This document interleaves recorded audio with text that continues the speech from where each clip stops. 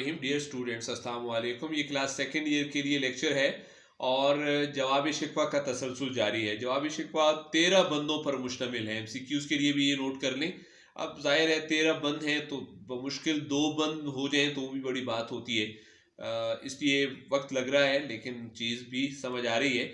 ہمارے پاس ہے 9ویں بند کا تیسرا شعر. 9واں بند ہے اور اس کا تیسرا شعر ہے ہمارے پاس. تم میں حوروں کا کوئی چاہنے والا ہی نہیں، جلوہ طور تو موجود ہے موسیٰ ہی نہیں. اور اب مسلمانوں کی حالت بھی بیان کر دی ہے. تم میں یعنی مسلمانوں میں، اہل اسلام میں، تم میں موجودہ دور کے مسلمانوں میں تو بہت کمی ہے. تم لوگ حوروں کا ذکر تو کر رہے ہو. حوروں، اب حوروں کی تم میں کی تشریح ہوگی کہ مسلمانوں کے لیے ہے. اب حوریں کون ہیں؟ حوروں کے نہ ملنے کی شکایت تو کر رہے ہو. یہ تو کہہ رہے ہو کہ غیروں کو حوریں ملیں اور ہمیں بس وعدہ حور. مگر تم ہی بتاؤ کیا تم میں حوروں کا کوئی چاہنے والا؟ حور اصل میں پہلے پچھلے مصرے میں بھی ہو چکا تھا. حوروں کا کوئی چاہنے والا ہے، حوروں کا کوئی طلب کرنے والا ہے. چاہنے والا، طلب کرنے والا، حوروں کے حصول کی تڑپ رکھنے والا، چاہنے والا کوئی ہے؟ ہرگز نہیں. ایسا کوئی بھی نہیں ہے. تمہارا کام اور بدعمالیاں بتا رہی ہیں کہ تم میں حوروں کی چاہ نہیں ہے. آج بھی کوئی موسیٰ مل جائے. اب یہ ایک سنت تلمیح ہے، ایک پرانا واقعہ بیان کیا گیا ہے تو کیا ہی بات ہے. موسیٰ ایک پیغمبر تھے جن کو اللہ سے اور اللہ کو ان سے بے حد محبت تھی، اور اسی موسیٰ نے اللہ سے فرمائش کی کہ اپنا جلوہ دکھا دیں. اور پھر اللہ، اب دیکھیں موسیٰ کی وہی تشریح ہم نے کی ہے جو یہاں پر چاہیے ہے. موسیٰ نے بے شمار خصوصیات ہیں، بے شمار معجزات ہیں ان کے، لیکن وہ سارا ذکر کرنے کا موقع نہیں ہے. وہ ایک ذکر کیا کہ اللہ کو اپنا جلوہ دکھانے کی فرمائش کی انہوں نے، اور پھر اللہ تعالیٰ نے موسیٰ کو جلوہ طور دکھا دیا. طور کیا ہے؟ جزیرہ نما سینا میں ایک پہاڑ ہے طور، جہاں موسیٰ پر تجلی الہی، اللہ کی تجلی کا ظہور ہوا. یعنی اللہ تعالیٰ نے موسیٰ کے لیے کوہ طور پر اپنا جلوہ پھینکا تھا. جلوہ طور آج بھی موجود ہے. یعنی اللہ تعالیٰ اپنا دیدار کرانا چاہتے ہیں، جلوہ طور اپنا دیدار کروانا چاہتے ہیں، مگر آج اس دیدار کی طلب کرنے والا موسیٰ کوئی بھی نہیں ہے. مطلب آج کوئی موسیٰ جیسا بندہ نہیں ہے جو کہ وہ دیدار حاصل کرے. سنت تلمیح ہے جلوہ طور. شعر نمبر 10.1 ہے. تو نہ مٹ جائے گا ایران کے مٹ جانے سے، نشہ میں کو تعلق نہیں پیمانے سے. مسلمانوں نے یہ شکایت کی ہے کہ ایران مٹ گیا، ایران تباہ ہو گیا. ایران ایک بڑی اسلامی ریاست ہے، ایک وسیع و عریض سلطنت ہے، مگر دشمن نے اس کو ٹکڑے ٹکڑے کر دیا، تباہ و برباد کر دیا، فنا کر دیا. اللہ نے جواب دیا ایران تباہ ہوا ہے مگر تو نہ مٹ جائے گا. یعنی مسلمان تو ابھی باقی ہے نا، برقرار ہے، تو باقی ہے ابھی. ایک اسلامی ریاست کے ہاتھ میں زوال اور مٹ جانے کا ہرگز مطلب یہ نہیں ہے کہ اسلام فنا ہو گیا ہے یا مسلمانوں کا خاتمہ ہو گیا. ایران مٹ گیا تو کیا، تو تم تو موجود ہو. ایران تو ایک پیمانہ ہے. پیمانہ کیا ہوتا ہے؟ شراب کا گلاس ہوتا ہے، جام ہوتا ہے، پیالہ ہوتا ہے جس میں شراب پڑی ہوتی ہے، اور شراب پینے والا اس سے شراب لے کر پیتے ہیں، جاتے ہیں. اگر یہ جام یا پیمانہ ٹوٹ جائے تو کیا ہوگا؟ کیا شرابی شراب پینا چھوڑ دیں گے یا شراب کا اثر ختم ہو جائے گا؟ نہیں، وہ دوسرا پیمانہ لے لیں گے، کیونکہ نشہ میں کا پیمانے سے کوئی تعلق نہیں ہے. میں شراب کو کہتے ہیں اور شراب میں نشہ، مزہ اور سرور ہوتا ہے. اگر اس کا تعلق پیمانے سے ہوتا تو برتن ٹوٹ جانے کی صورت میں کبھی بھی دوبارہ شراب کو ہاتھ بھی نہ لگایا جاتا یا کوئی بھی ہاتھ نہ لگاتا. ایران مٹا ہے، تم موجود ہو، اپنے لیے ایک اس سے بھی بڑی ریاست بنا لو. برات النظیر ہے، ایک ہی قبیلے کے الفاظ، میں، شراب اور پیمانہ اور اس کا برتن. تکرار لفظی ہے. مٹ جو ہے وہ آیا ہے 2 دفعہ آیا ہے. تو نہ مٹ جائے گا ایران کے مٹ جانے سے مرکب اضافی ہے، نشہ میں یعنی میں کا نشہ.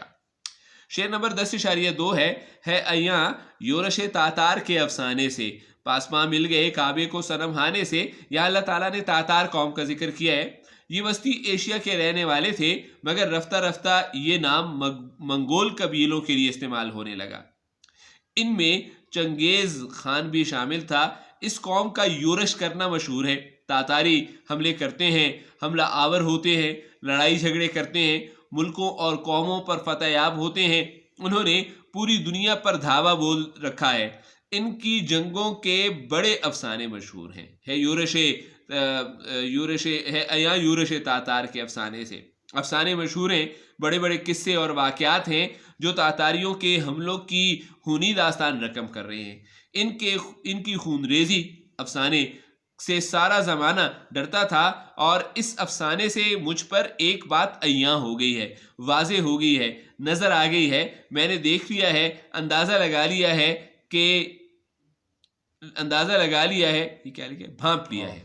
اب آپ یہاں سے یہ اندازہ لگائیں، اب ادھر ہی رہے، کہ میں نے تاتار کی وہی تشریح کی جو ٹو دا پوائنٹ ہے اور جس کی یہاں ضرورت ہے، یورش ان کے حملوں کا، پھر ان کے حملوں کے قصوں سے، اور جو بات ظاہر ہو رہی ہے وہ بھی پتہ چل جائے گی۔ مطلب کوئی طویل تمہید اور کوئی زیادہ معلومات دینے کی کوشش نہیں کی ہے۔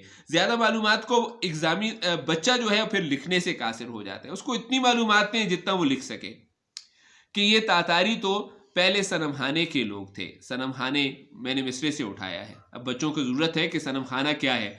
بت خانے کو کہتے ہیں صنم خانہ، بت خانہ آباد کرتے تھے تاتاری، اور بتوں کو پوجا کرتے تھے تاتاری بت پرست تھے، اسلام دشمن تھے، مگر پھر انہوں نے اسلام قبول کر لیا اور کعبے کا رخ کیا۔ خانہ کعبہ جس کی طرف منہ کر کے سب نماز پڑھتے ہیں، جو خدا کا گھر ہے اور مسلمانوں کا مقدس ترین مقام ہے، اور یہ تاتاری اس کعبے کے پاسبان بن گئے، محافظ بن گئے، اسلام کی حفاظت کرنے والے بن گئے، اسلام کے مجاہد بن گئے، اسلام کے تحفظ میں اپنا کردار ادا کرنے لگے۔ وہ جگہ جہاں سے اسلام کی حفاظت کی توقع ہی نہیں تھی، وہ جگہ اسلام کی حقیقی محافظ اور مجاہد بن گئی۔ صنعت تضاد ہے کعبہ اور صنم خانہ، تلمیح تاتار قوم کا ذکر ہے، مرکب اضافی یورش تاتار۔ ڈیئر اسٹوڈنٹس، ہم ہیں اس وقت شعر نمبر 10.3، 10ویں بند کے تیسرے شعر پر ہیں۔ کشتی حق کا زمانے میں سہارا تو ہے، عصر نو رات ہے، دھندلا سا ستارہ تو ہے۔ اقبال نے مسلمانوں کے لیے تو کا صیغہ استعمال کیا ہے۔ اے مسلمان، تو اپنی حیثیت اور اپنا مقام کو پہچانو کہ زمانے میں تیرا مقام کیا ہے، تیری حیثیت کیا ہے۔ زمانہ کیا ہے؟ دنیا۔ زمانہ کیا ہے؟ وقت۔ زمانہ ہے کائنات۔ زمانہ ہے کرۂ ارض میں تم کیا ہو، یا تم نے کیا کرنا ہے، یا تم نے کیا کردار ادا کرنا ہے۔ اس بات کا تمہیں علم ہی نہیں ہے کہ کشتی حق یعنی اسلام کی کشتی، مذہب اسلام، پوری مسلمان ملت کو سہارے کی ضرورت ہے۔ اب پوری مسلمان ملت کشتی حق ہے، اس کو سہارے کی ضرورت ہے، مدد کی ضرورت ہے، تبھی یہ کشتی رواں دوا رہے گی، چل سکے گی۔ اسلام کی کشتی یعنی اسلام کا بول بالا ہوگا اور اسلام کا نام بلند ہوگا۔ تو اے مسلمان، کشتی حق کا آج زمانے میں سہارا تو ہے، مددگار تو ہے۔ تیرے ذریعے، تیرے سہارے، تیری مدد سے یہ کشتی جاری و ساری رہے گی، چلتی رہے گی۔ پھر اقبال نے عصر نو کا ذکر کیا کہ عصر نو کیا ہے؟ نئے زمانے کا، موجودہ دور کا۔ اس سے مراد یورپ کی ترقی کا زمانہ ہے۔ انگریزوں کا ہر میدان میں ترقی کرنا عصر نو ہے، اور آگے بڑھنے کا ذکر کیا ہے کہ کیسے وہ دیکھتے ہی دیکھتے ہر شعبہ زندگی پر چھا گئے، عروج حاصل کر لیا، عصر نو کرنے میں کامیاب ہو گئے۔ مگر اقبال نے اس زمانے کو رات کہا ہے۔ عصر نو کو اقبال نے یورپ کی چکا چوندی اور ترقی کو رات کہا ہے۔ تاریخی کیا ہے؟ بظاہر تاریخی کہا ہے، بظاہر ترقی ہو رہی ہے، مگر یہ حقیقت میں زوال کی طرف جانے کا ایک سفر ہے۔ رات زوال ہے، کیونکہ کلمہ طیبہ نہ پڑھنے اور اسلام جیسے روشن دین سے دور رہنے والے کیسے ترقی پا سکتے ہیں، آگے بڑھ سکتے ہیں۔ اس دور میں مسلمان ایک دھندلا سا ستارہ ہے۔ مسلمان، عصر نو اگر رات ہے تو مسلمان کی حیثیت دھندلا سے ستارے کی ہے۔ اگرچہ روشنی ماند پڑ چکی ہے، کمزور سا چمک رہا ہے، اجالا کم ہے، دھندلا سا ستارہ جل بجھ رہا ہے، مگر ہے تو ستارہ، چاہے دھندلا ہی کیوں نہ ہو۔ ستارے کی اپنی روشنی ہے، کبھی تو چمک دے گا، اور یہ ستارہ بہرحال جیسا بھی ہے رات سے تو بہتر ہے۔ مرکب اضافی کشتی حق، مرکب توصیفی عصر نو۔ شعر نمبر 11.1 ہے، 11ویں بند کا پہلا شعر ہے۔ مست بو قید ہے غنچے میں پریشاں ہو جا، رخت بردوش ہوائے چمنستاں ہو جا. اقبال نے یہاں غنچے کا ذکر کیا ہے. غنچہ ان کھلا پھول ہے، بند پھول، اس نے ابھی کھلنا ہے اور کھل کر مکمل پھول بن جانا ہے. اس غنچے سے بو نہیں آتی، کیونکہ بند ہوتا ہے نا، خوشبو کو محسوس نہیں کیا جا سکتا غنچے کی. اس کو سونگھا نہیں جا سکتا کیونکہ خوشبو اس کے اندر قید ہے، بند ہے. پھول ابھی بند ہے، خوشبو اس کے اندرونی حصے سے آتی ہے تو باہر نکلنے میں کامیاب نہیں ہو رہی ہے. اس غنچے کی مثل اس کی طرح اقبال کا مسلمان بھی ہے. مسلمان بھی اپنی صلاحیتیں رکھتا ہے، جیسے پھول کے اندر خوشبو ہے لیکن بند ہے، اسی طرح مسلمان کی خصوصیات بھی رکھتا ہے، جوہر ہے، صلاحیتیں رکھتا ہے. وہ بہت کچھ کر سکتا ہے، بہت کچھ کر گزرنے کی صلاحیت رکھتا ہے، مگر غنچے کی طرح یہ صلاحیت ابھی بند ہے. اسے ان صلاحیتوں کو پریشان کرنا ہوگا، فکر کرنا ہوگی، سوچنا ہوگا، اور ان صلاحیتوں اور ہنر و کمال کو استعمال کرنے کے بارے میں سوچنا ہوگا، پریشان ہونا ہوگا. جبکہ جیسے کہ پھول ہوتا ہے، وہ جب کھل جاتا ہے تو چمنستان میں کچھ عجیب سا سما ہو جاتا ہے. ہر طرف رونق ہو جاتی ہے، چمنستان میں نظر آتی ہے.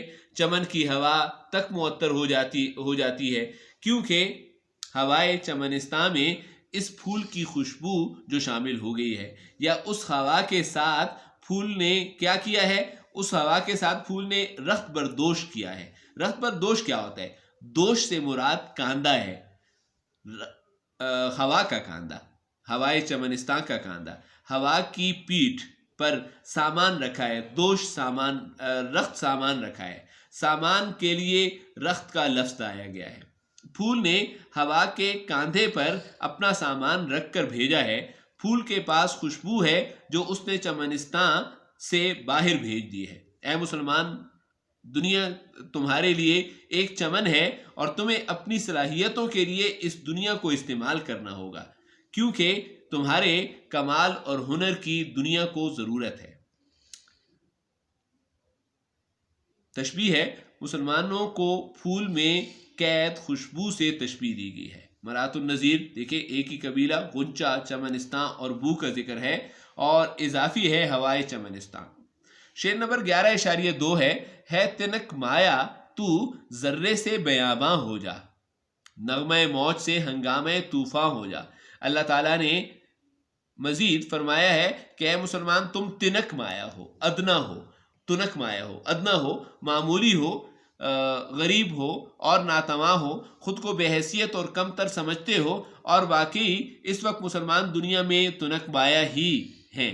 ان کی حیثیت ذرے کی طرح ہے، معمولی ہے، ادنا ہے، بے حیثیت ہے، چھوٹا ہے. ذرے کی جیسے کوئی حقیقت اور کوئی حیثیت نہیں ہوتی. اے مسلمان، تم بھی ایسے ہی ہو، مگر ذرے سے بیاباں ہو جاؤ. بیاباں جنگل، ریگستان، ویرانے اور اجاڑ کو کہتے ہیں. بیاباں وسیع اور بڑا ہوتا ہے، ذرے سے بڑے ہو جاؤ، اور بڑا ہوتا ہے. اس لیے مسلمانوں کو کہا گیا کہ تم اپنے عمل سے اس وقت جو ذرے بنے ہوئے ہو، اس سے بیاباں جیسے بڑے ہو کر بیاباں میں تبدیل ہو جاؤ. پھر مسلمانوں کو نغمہ موج سے تشبیہ دی ہے. موج پانی کی لہر کو کہتے ہیں. نہر یا دریا کا پانی جب لہروں کی صورت میں روانہ ہوتا ہے تو اس وقت ایک خوبصورت آواز پیدا ہوتی ہے. یہ خوبصورت آواز نغمہ کہلاتی ہے. لہر کی طرح کی آوازوں میں سریلی آوازیں ہوتی ہیں، یہ سریلی آواز ہوتی ہے، لیکن یہ لہروں کی موسیقی آہستہ آہستہ ہے، اور مسلمان بھی ایسے ہی آہستہ آہستہ بڑھ رہے جیسے نغمہ موج ہوتی ہے. اللہ نے مسلمانوں کو ہنگامہ طوفان ہونے کا کہا ہے، نغمہ موج کا نہیں. اور طوفان میں تیزی ہے، بلندی ہے، شدت ہے، ہنگامہ ہے. تیز ہوا یعنی طوفان تیزی سے جاری ہوتا ہے اور بڑھتا ہی جاتا ہے، اور سامنے آنے والی ہر چیز کو پاش پاش کر دیتا ہے. یہ میں نے فاش غلط کر دیے، پاش کر دیتا ہے. مسلمان کو اپنے اندر ایسے ہی ہنگامہ پیدا کرنے ہیں، ایسے ہی شدت کی ضرورت ہے. یہاں مرکب اضافی کا استعمال ہے، نغمہ موج اور ہنگامہ طوفان۔ ڈیئر اسٹوڈنٹ، آج کے لیے یہ لیکچر کافی تھا اور امید کی جاتی ہے کہ آپ نوٹ کر رہے ہوں گے۔ انشاءاللہ کل اس لیکچر کو وائنڈ اپ کریں گے۔ شکریہ۔